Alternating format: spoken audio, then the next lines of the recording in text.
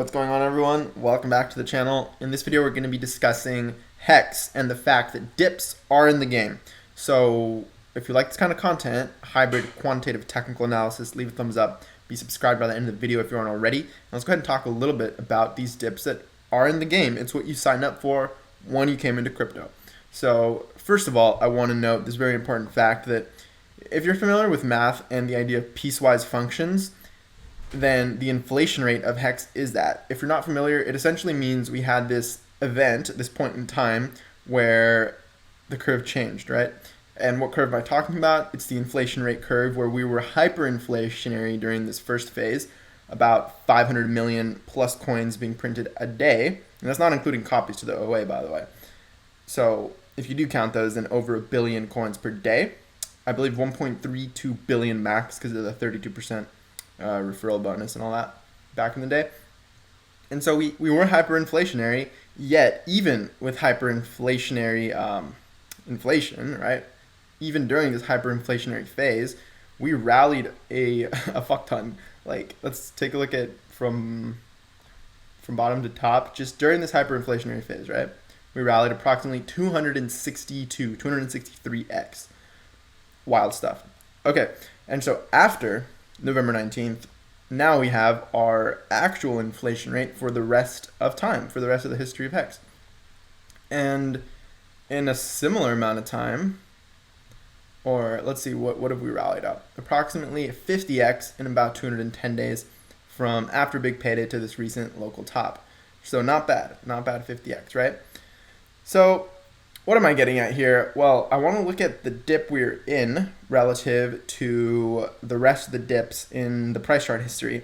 And I only wanted to point out the hyperinflationary nuance because if you start asking yourself, well, can the dips become shallower over time? I think the answer is yes. And I think we'll see that reflected in the data, which is why I kind of wanted to preface with that. So let's actually go ahead and start, right? Let's go ahead and start taking a look at these dips and real time here with you analyzing them. So 81% post-launch dip was absolutely gnarly. If we look at this dip over here after, I think it was a nice like 8x run up or something like that, we had a 72% dip. And again, if you notice these dips getting shallower, well, there are a few reasons why that could be the case. Reduced volatility because of higher liquidity over time. As an effect, the hyperinflationary mechanism going away after this yellow vertical line, meaning there are less coins being printed, so less coins able to be sold on market. That's another reason. So you could come up with a variety of reasons. Obviously, this big payday dump was absolutely nasty at 86.4%. Huge hype event. Huge inflation spike on the day where we printed like 20-25% of total supply on a single day, sort of like the US dollar last year, right?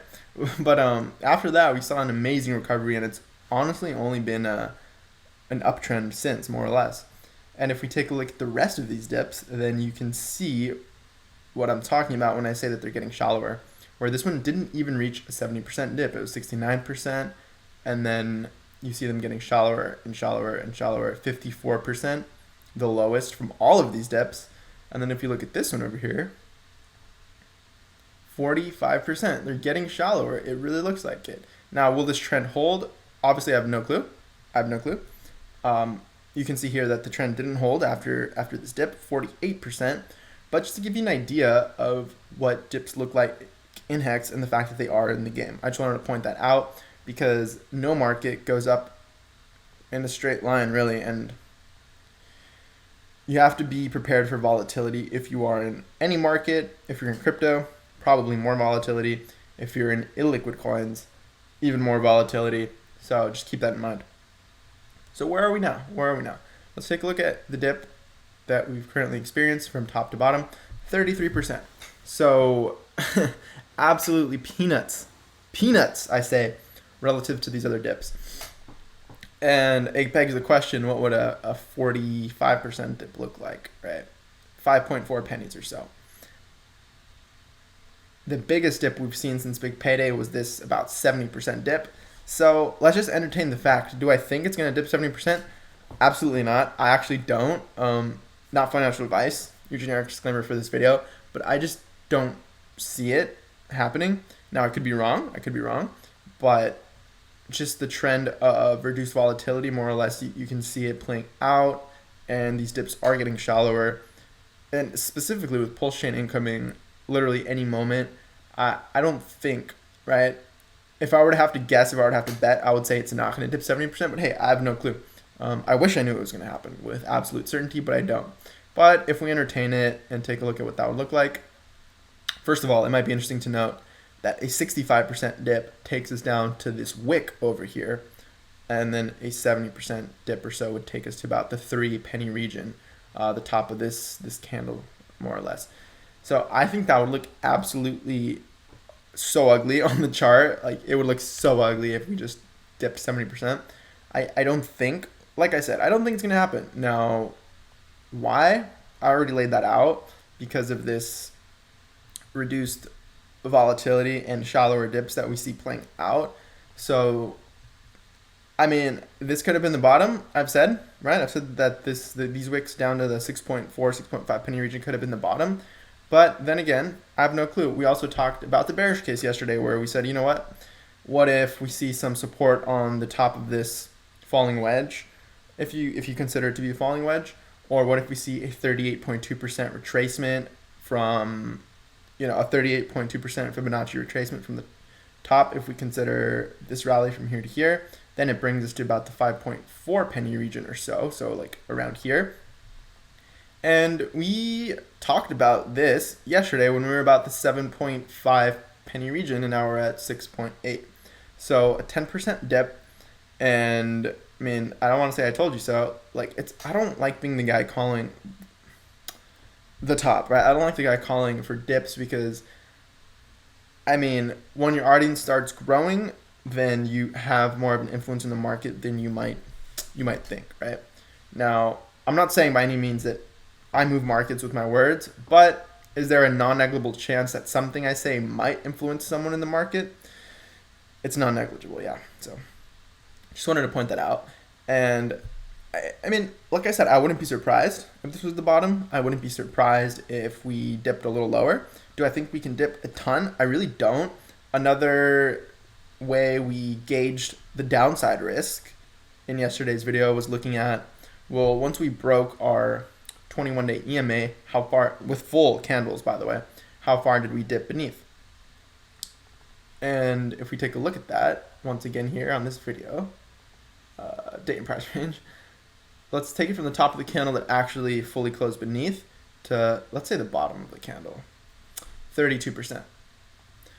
And over here, if we take it, then something like 20%, okay?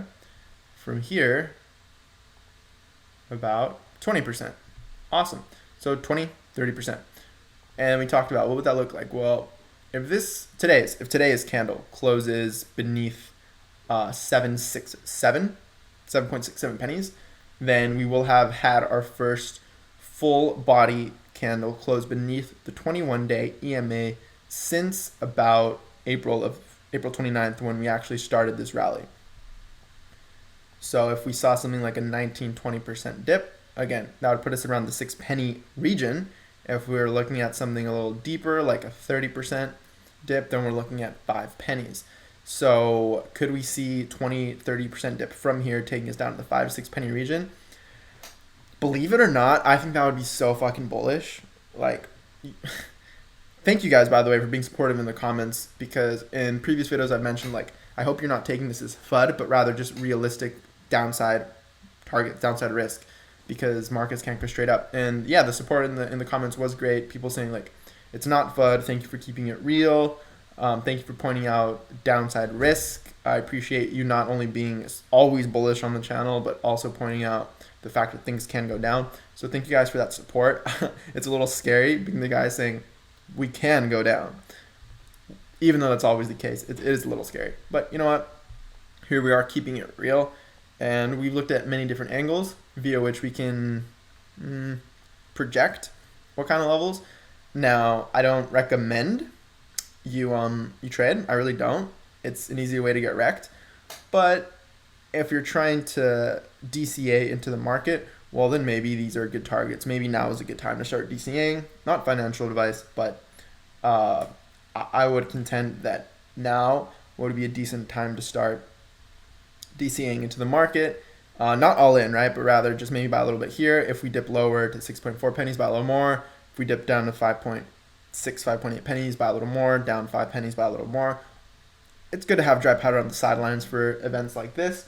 Or if you're just a holder, staker, well then, congrats. You probably don't give a fuck about dips, about volatility.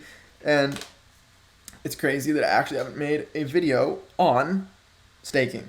Like, I need to make a full dedicated video on staking. Just a little rant here because it's such a crucial part. It's the value. It's one of the main value propositions of HEX as a coin, as a technology, as a protocol, and I think it's only fair for me to make a full video on HEX staking, breaking down the APY, breaking down penalties, breaking down all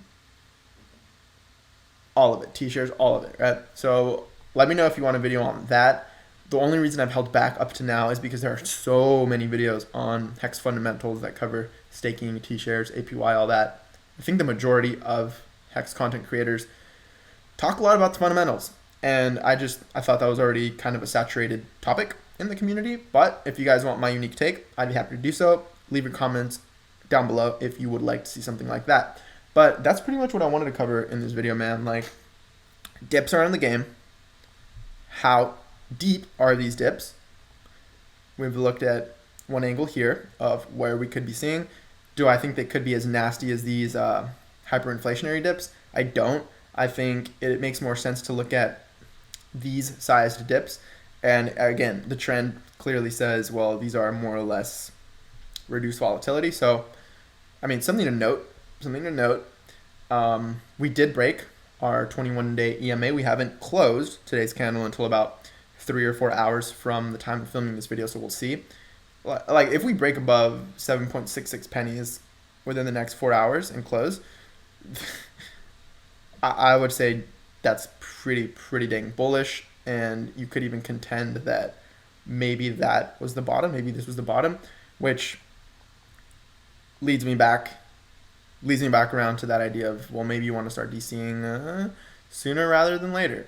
And this whole line down here is really just a sort of like a line break analysis where we have a clear downtrend, right, on these tops, on these lower highs. And if we were to break this line, then we would potentially be changing concavity, which just means it would start, concavity would just be if we started overall trend doing something like that. If we started changing the concavity to the upside, right? This is concave up, concave down, zero concavity.